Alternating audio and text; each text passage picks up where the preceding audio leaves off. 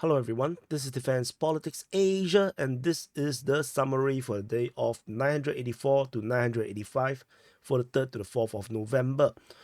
This is a 2-day report, so there's a lot of things happen and you can actually see the macro scale because it's a 2-day report, and you will see that the Russian forces are failing. No, they're failing so badly to be defeated and retreat. So they are attacking on multiple fronts, and you'll be able to see this pretty stuck.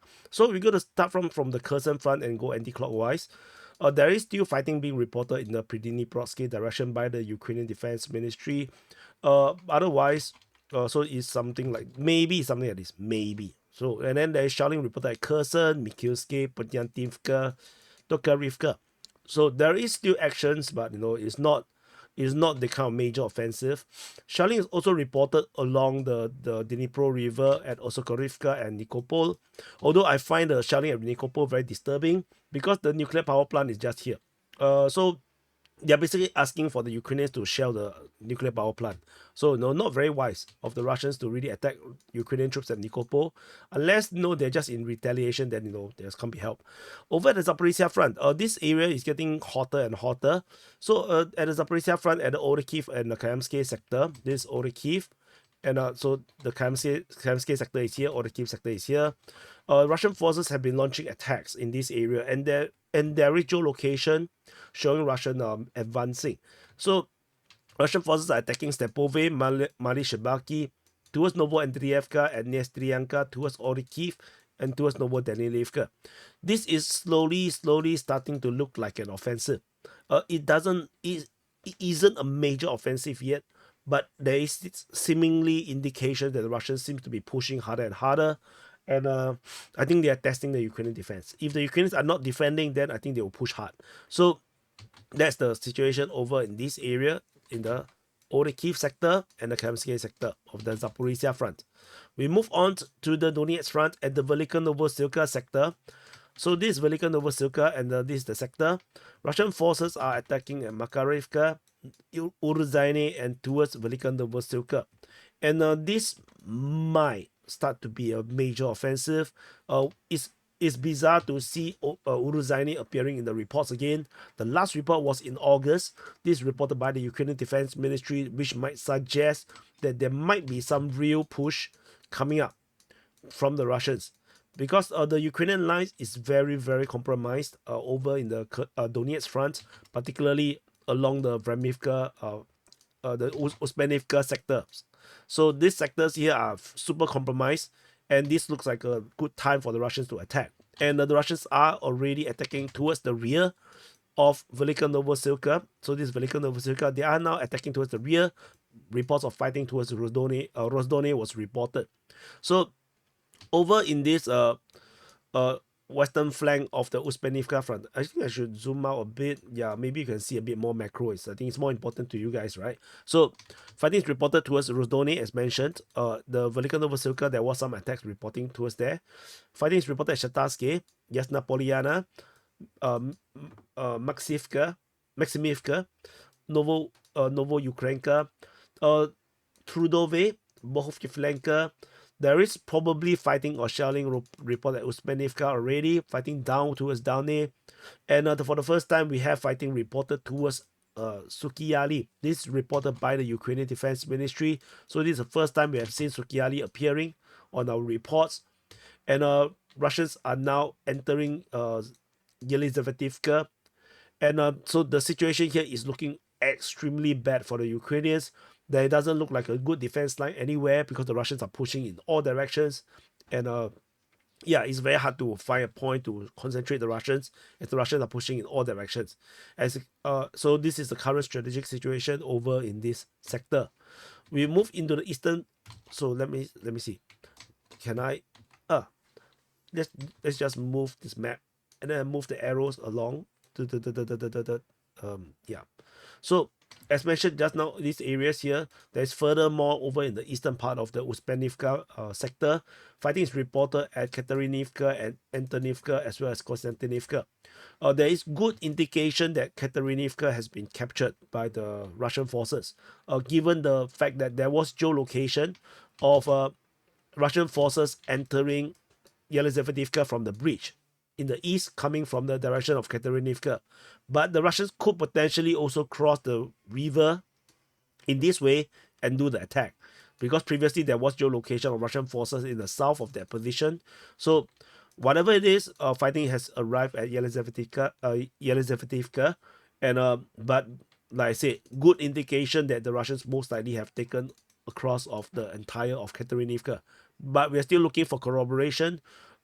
Tentatively, it's a one-sided Russian claim that Katerinivka has fallen to the Russians. So now moving on, over at the Korakove sector. So I should maybe zoom out a bit, zoom up. Just I think the north Korakove sector, because south I already mentioned the fighting towards Dane. Fighting is reported at Korakove, and the latest Ukrainian mapping have shown the entire collapse of the Korakivka sector, which confirms our hypothesis that the Ukrainians are on the massive retreat from this area here. Very successfully, I have to say. Don't diss them. They are very successful retreating from this area here. And as such, based on the latest mapping, Russian forces have captured Stepanivka and Voschenka, confirmed, and captured Oleksandropil. So all of these three settlements is now fully captured by the Russians. So although despite the Ukrainians did yesterday, the day before, still mentioned fighting at Ostrisky, but and even they talk about Voschenka, in their latest report, and Stepanivka, but based on the Ukrainian mapping, which is pretty reliable, which is Deep State UA, most likely they have already lost the position. Fighting is also reported at Novoselidivka. So, but you can see the Russians have failed. They only captured 3. They didn't capture 4. So you see, failure. So fighting is also reported at Beresky as well as Ilinka. So the fight is definitely moving along already very quickly. The next line of defense, I'm not sure. They have to defend the north of Korakove. Maybe along the railway line could be a good place to defend. If not, then the Russians could potentially attack southward into Korakove through the bridge. Of course, across the bridge is a bit dangerous. So maybe the Russians would just go to the rear and cut off retreat, and then they will force a Ukrainian retreat. So whatever it is, this is the very terrible situation for the Ukrainian forces. No, but again, Russian forces is a failure. They only captured 3 settlements, didn't capture 4. Over at the Sukhirine region in the north. So Shalin was reported at Shevchenko. There is a Russian capture of most of Kremina Balka. So it's not entire yet. There is still the western side. The Ukrainians are still probably holding the western part of Kremina Balka. Fighting is reported at Novoselidivka, as mentioned earlier. Geolocation of Russian forces entering and progressing inside Novodimitrivka. So very disturbing there. So this is the current situation in this sector. If you zoom in, you will be able to see that the Russians have it's almost at the end of capturing Novodimitrivka. Very, very close. Little bit more. And but they didn't. So they failed. So and then in this area, just now you probably cannot see. So this is the Russian line. Stepanivka has been captured. Fighting is now moving towards Ilinka and towards Beresky. So this is the current situation. This is a strategic point, Nova Ilinka, but the bridge was destroyed by missile strike. So the causeway. So so that is what it is. Moving further up north to the Selidove region, the west of Selidove is also pretty chaotic. Fighting is reported at Selidove. Geolocation of Russian forces moving in the northwest along the railway. I think it's a railway line, or it's probably a road along the road towards the highway. Geolocation of Russian forces entering Krakorivka, and fighting reported at Vishneve. There's already fighting being reported at Petrivka already, Yurievka, and geolocation of Russian forces entering Oleksievka.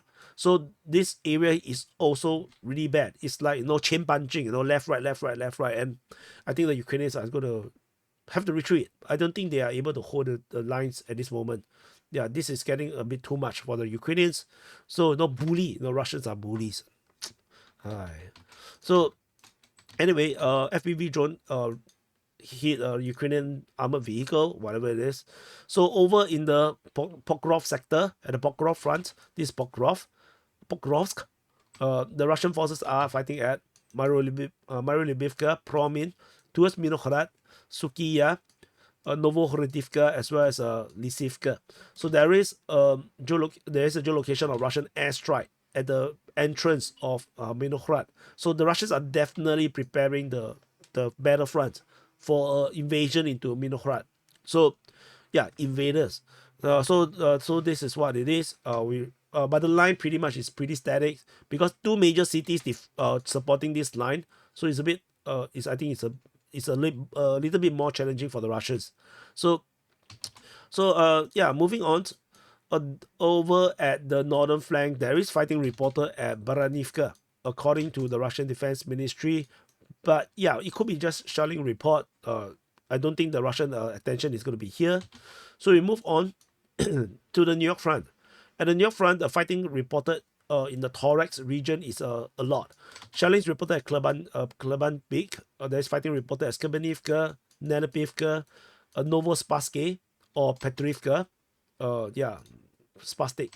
Over Thorax, Druzhba, as well as Dashne and Didievka.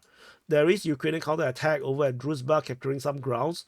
So this is the current strategic situation at Thorax. Similarly, pretty intense. It's interesting to see the return of Nelipivka being reported by the Russian Defense Ministry. So Nelipovka, they did mention. So maybe the Ukrainians did return. So the capture of Nelipivka was not secured. So it is what it is. We move on to the Bakhmut front. Bakhmut is a bit more quiet. There is some fighting being reported over Andriivka, Stupovsky, Peteshne, Chasivya. The bigger push seems to be in this area here. But yeah, it's not as intense as anywhere else in Ukraine. We move on. Further up north, fighting is reported towards Minkivka. I think it's on the 4th. So reported by the Russian Defense Ministry. As much as I'm excited about a push in this direction, I don't think anything is happening right here. Yeah, you can see the defense line here is insane.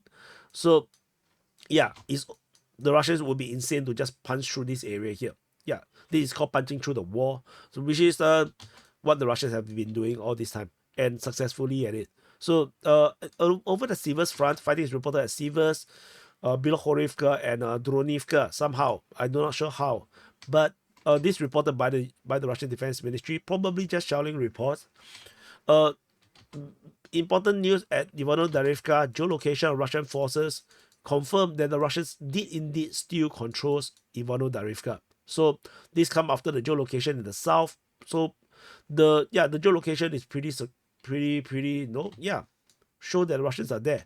So it is what it is. Moving into the Crimea front. At the Crimea front, fighting is reported at Dibrova, Torske, Zaporizhne. There is some geolocation of Russian advance in Yampolivka and Terny, as the Russian pushing south. Geolocation showing some advance in the north of Terny. So yeah, so that's what it is. There is a geolocation of airstrike, and you can see how close the front line is with the airstrike. The Russians are really getting very good at having air support for their close air support for their troops. So you can see the Russians are advancing slowly in the north. They're moving. So and Yampolivka, some change around here. So that's what it is. We move on. Over in the south of Svidovy front, fighting is reported at Sheneshkina, Juzelyubivka, Khorokivka, Makievka, and Katerinivka. So this is a continuation of what we usually see. And in the northern flank, we have fighting at Vishneve and Peshkovcherneve. So that's what it. So this is continuing to the action towards Borova. Over in the Pischane front, and as you can hear, I actually falling sick again. Yeah, because lack of sleep. I really super busy, so yeah, so falling sick again because immune system. The moment not enough sleep, immune system drop. Then yeah, the virus got through. Just like the Russians going through the Ukrainian defense. I'm in Ukraine. Slava Ukraini. And at the Pischane front, Russian forces are fighting at Pischane, Berestove, Lozova, Zarizove towards Bohuslavka. And Krylyakivka, fighting is reported as in Kobe as well, but it could be shelling report because it's by the Russian Defense Ministry. And Koleniskivka. Geolocation Russian forces near to Pischani, signaling some Russian advance, may suggest that the Ukrainian mapping might actually be more accurate. But yeah, so you can see the Russians are definitely consolidating their position in the south of Pischani. And yeah, so terrible situation right here. So this is looking like some kind of a giraffe, like those some kind of giraffe over here. So kids, this is a giraffe. The giraffe have long eyelashes. They look really pretty, and then they have a tongue, very long tongue. Yeah. So yeah, but they lick this Lisna stinker, and then they're stinky. So we move into the Kupiansk front. At the Kupiansk front, this is getting a bit hot as well. Fighting is reported at Kindrashevka. I have no idea how did the Russians cross the river, and why the Russians crossed the river. Why? Like why the chicken crossed the road? And then the Russian forces attack Holubivka, Kupiansk, Kusherivka, Petropavlivka, Sinkivka, Stepova, Novoselivka, and shelling is reported at Kisharivka. So the Russians are definitely trying to expand their control from Sinkivka region. So this is what is currently happening in the Kupiansk front. So we move on at the Kharkiv front. At the Kharkiv front, we have a few reports. It's very sporadic or here and there. So first thing first, Voschansk. Fighting is reported at Voschansk. That's it. No, this is a no man's land. No one is not important anymore. So over on the western side, fighting is reported at Lipsy, Hoptivka, Udi. Long time never see the word Udi already, and Onorobivka, yeah. So yeah, this is definitely attempts to to create logistical problem for the Ukrainians, distraction, and there is shelling reported at Makarivka. So yeah, that's the current situation. However, Ukrainians actually captured some grounds in Klipoke, with Ukrainian forces geolocated along the river, in the west of Klipoke. Very interesting. So that's all from the Kharkiv front. See, Russia lose. Over in the Kursk front. At the Kursk front, the fighting continues to be largely more or less similar. In the southern flank, the clash between the Ukrainians and the Russians at Pilkovo continues. So nothing special. Over in the western flank, the same thing is happening. Russian forces attack Novo Ivanovka, Leonidovo, Darino, Nikolavo, Darino. Ukrainian forces are focusing their counter-attack at Novo Ivanovka and Leonidovo. There is Ukrainian attack reported at Malaya Loknia in this area. So tentatively, this is the current situation at Kursk. Otherwise, that's it. So this is the summary for the day of 984 to 985 for the 3rd to the 4th of November. So please press the like button to cure my sickness, and then press the subscribe button if you are new to cure my virus. And I'll see you guys in the next update.